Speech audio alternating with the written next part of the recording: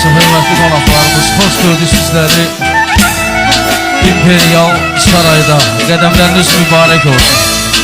Gələn ayaqlarınız var olsun. Monitorlarımızdan izləyirik bəyimizi, gəlimizi.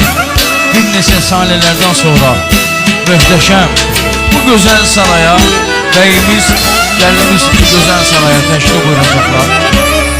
İştirak edən dəyərli qonaqlarımızdan ricamız, xahişimiz budur ki, bəyimiz və gəlimiz gözəl, möhtəşəm saraya təşrif buyuran zaman gürültülü bir almışlarımızla, möhtəşəm bir almışlarımızla alışlamamızı unutmayaq və diqqətli olaq.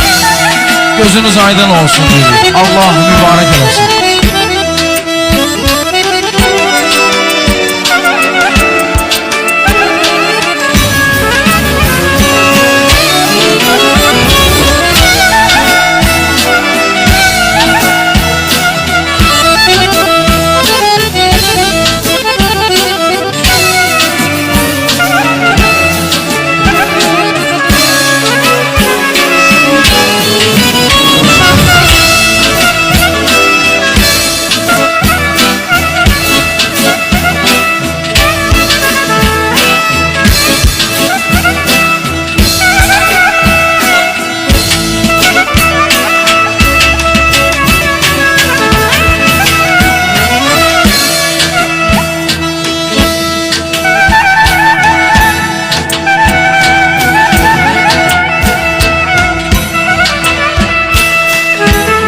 Değerli dostlar, qohumlar, diqqətli olaq və möhtəşəm gürültülü bir alışlarımızla bəyimizi, gəlimizi birlikdə alışlayalım.